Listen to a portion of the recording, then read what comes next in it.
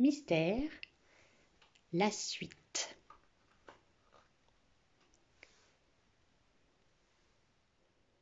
Quand elle eut 8 ans, Mystère devint la plus belle des petites filles.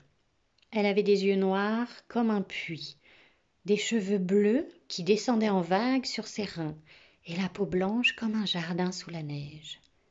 Les princes et les rois qui passaient à la cour ne faisaient jamais de compliments à la reine sur ses 3 filles préférées, mais toujours ils disaient « Quelle est donc cette servante aux cheveux bleus qui monte aux arbres et mange dans le chenil ?» C'est une souillon, répondait la reine, furieuse. C'est une souillon, sans importance.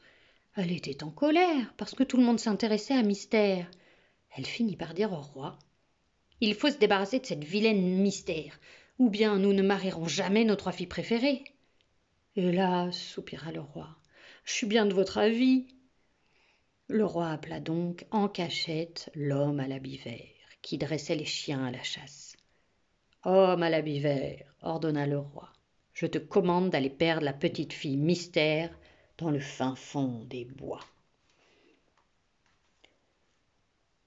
L'homme à l'habit vert alla chercher Mystère dans le chenil et il l'entraîna très loin dans le fin fond des bois, là où les buissons épineux griffent les jambes au passage. « Pauvre enfant, dit-il, en abandonnant Mystère dans le rond d'une clairière. Méfiez-vous des loups, des ogres et des sorcières. »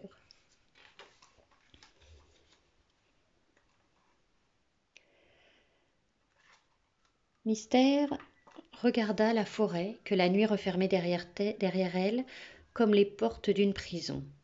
Déjà, elle n'entendait plus les pas de l'homme à l'habit vert.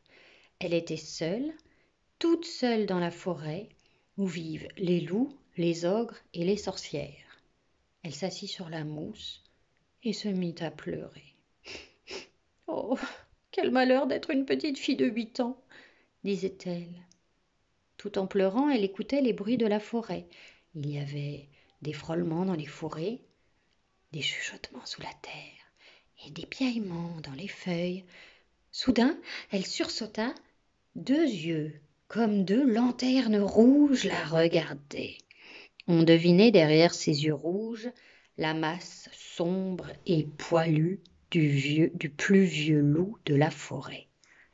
Il s'approcha en trottinant, sûr de ce qu'il mangerait à son dîner.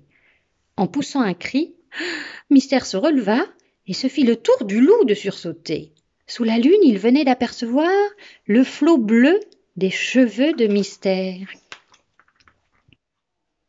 « Mais qu'est-ce que cela ?» s'écria-t-il de sa vieille voix chevrotante. « Qui êtes-vous, petite fille aux cheveux bleus ?»« Je suis Mystère, » répondit-elle, « et je suis vénéneuse. » « Oui, c'est ça, Mystère et vénéneuse, répéta le vieux loup en faisant semblant de comprendre. « Vous savez ce que veut dire vénéneuse ?» le questionna la petite fille d'un ton sévère. Eh bien, c'est c'est une sorte de... Le vieux loup, honteux, baissa le nez et avoua. Je ne sais plus. Avec l'âge, la mémoire baisse et... Vénéneuse, cela veut dire poison, expliqua Mystère. Il y a des champignons qu'on peut manger et qui s'appellent comestibles. Et il y a des champignons qui donnent la colique et qui font mourir. On les appelle vénéneux. Les petites filles, c'est la même chose. Celles qui sont blondes, rousses ou brunes, elles sont comestibles. Celles qui sont bleues, elles sont vénéneuses. « Oh, mon Dieu !» s'exclama le vieux loup. « Et moi qui allais vous manger. Merci de m'avoir prévenue, mademoiselle Mystère. »« Oh, vous pouvez me manger si vous avez vraiment faim, dit-elle gentiment. »« Ma foi, non, je n'ai pas beaucoup d'appétit ces jours-ci. »« Oh, juste un petit bout, juste pour goûter, » insista Mystère. « Non, non, non, rien du tout. » Et le loup se sauva en prenant bien garde de ne pas toucher la petite fille vénéneuse, même du bout de la queue. Mystère éclata de rire, puis elle se coucha sur la mousse et s'endormit. Le lendemain matin, c'est le soleil qui l'éveilla. Elle s'étira, puis elle pensa qu'elle avait faim.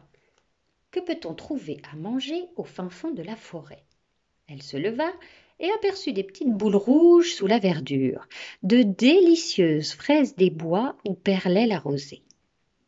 Tout à côté, au creux d'un nid, Mystère découvrit des œufs blancs tachetés de gris, qu'elle avala tout cru. Enfin, elle s'éloigna de la clairière en prenant un sentier tapissé de mousse.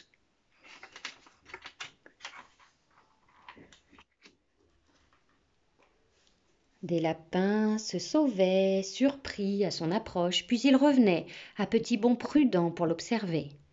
Les oiseaux descendaient des branches les plus hautes et se posaient presque à ses pieds. Plus le soleil devenait chaud, plus il y avait de papillons dans le ciel. Oh, quelle belle, bonne journée s'exclamait Mystère tous les 10 pas.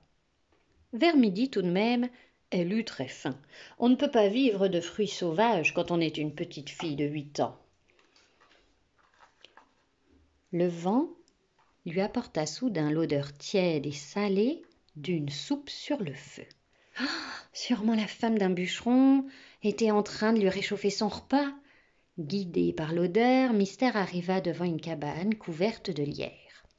Comme il y avait une grosse pierre à l'entrée, Mystère s'y assit un moment pour se frotter les pieds.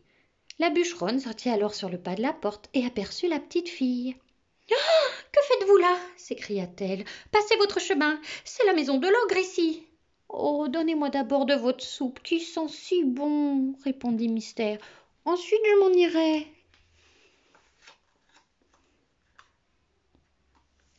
La femme de l'ogre la laissa entrer et lui servit un grand bol de soupe en la suppliant de se dépêcher. « Oh, allez, vite, vite, mon mari ne va pas tarder. »« J'en voudrais bien une deuxième fois, » dit Mystère en tendant son bol vers la marmite. « Mon Dieu, gémit la femme de l'ogre, et mon mari qui va rentrer. » L'ogre frappa à la porte comme elle prononçait ces mots. « Cachez-vous, malheureuse, dit-elle en poussant Mystère dans un coin sombre. L'ogre n'avait pas fait 3 pas dans la maison qu'il aperçut la petite fille. Il se mit à rire en se tapant le ventre. « Ouh, j'ai trop mangé ce matin, celle-ci me servira de goûter. Approche un peu. » Mystère s'avança dans le soleil, ses beaux cheveux tombant en cascade sur ses épaules. « Mais qu'est-ce que cela » s'exclama l'ogre. « Qui es-tu » ? « Mystère, dit la petite fille. « Comment ça, Mystère ? On fait pas de mystère avec moi. Quel est ton nom ?»« Mystère, répéta la petite fille. « Mais elle veut me faire enrager » hurla l'ogre qui n'avait pas très bon caractère. Et comme un enfant gâté, il se mit à taper du pied. Il était tout rouge de colère. Il dut s'essuyer le front et les mains tant il suait. « Aïe, aïe » dit-il en se frottant le ventre. « J'ai trop mangé, j'ai chaud, j'ai mal au cœur, je suis malheureux, le plus malheureux des ogres. » « C'est bien fait, » dit Mystère. « Vous mangez trop d'enfants. Si vous continuez comme cela, vous aurez des ulcères à l'estomac, des crampes dans les doigts de pied et des points noirs sur le nez. »« Oh non, je ne veux pas » se lamenta l'ogre. « Pas de crampes dans les doigts de pied. » « Vous n'avez qu'à être végétarien. » L'ogre resta silencieux un moment, puis il marmonna. « Oui, bien sûr, végétarien. »« Je parie que vous savez pas ce que cela veut dire, » se moqua la petite fille. « Si, je le sais, » fit l'ogre vexé. « Mais rappelez-le-moi quand même. » Quand on est végétarien, monsieur l'ignorant, on ne mange plus de viande, seulement de la soupe au potiron et des épinards à la crème. Et on n'a pas de crampes dans les doigts de pied, ni de points noirs sur le nez. Au goûter, l'ogre ne mangea pas du tout la petite fille Mystère. Il prit comme elle un grand bol de soupe en agitant ses doigts de pied. Mystère resta 1 semaine chez l'ogre, mais l'ogre faisait des tas de caprices pour ne pas manger ses épinards.